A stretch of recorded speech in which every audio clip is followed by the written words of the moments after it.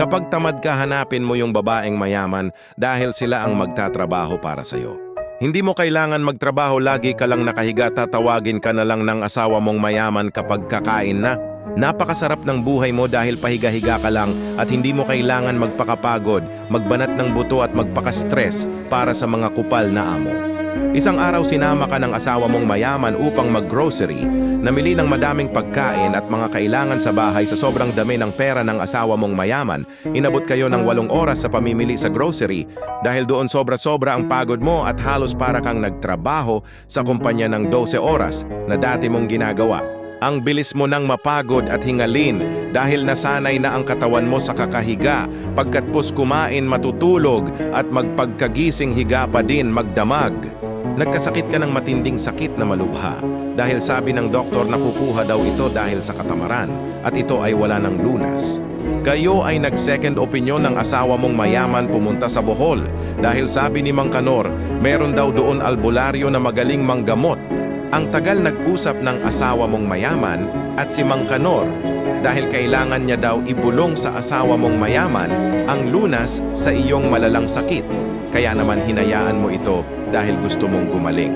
At dahil sinabi ni Mang Kanor na pumunta daw kayo sa Bohol, hanapin si Tatang Albularyong Manhakis, agad kayong pumunta sakay ng helicopter.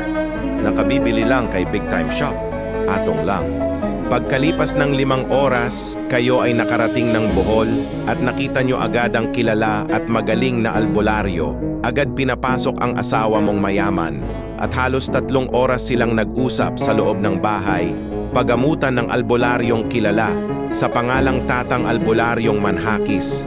At nung lumabas na sila, sabi nung albularyo, okay na asawa mo, gagaling na yan. Ngunit sabi mo, ikaw ang magpapagamot at ikaw ang may sakit na gulat.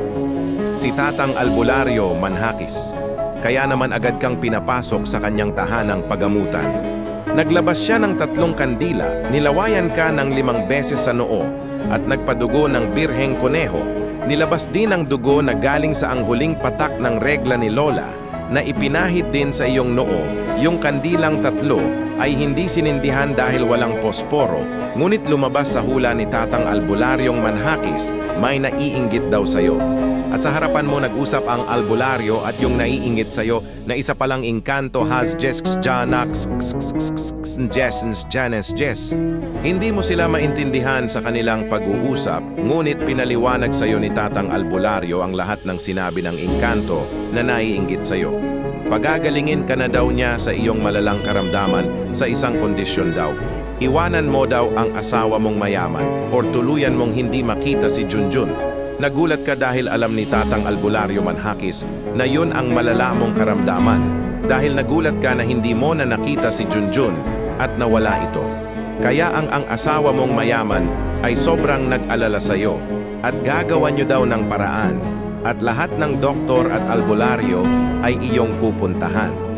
Dahil mayaman daw siya ngayon, kailangan mong magdesisyon kung asawa mong mayaman or si Junjun na iyong kaligayahan. Sa sobrang katamaran mo, wala talagang forever at nawala na din sa iyo ang babaeng mayaman. Kung ikaw si John ka lang, sino ang pipiliin mo, si Junjun or asawa mong mayaman sa buong mundo? Paki-comment naman ang iyong sagot.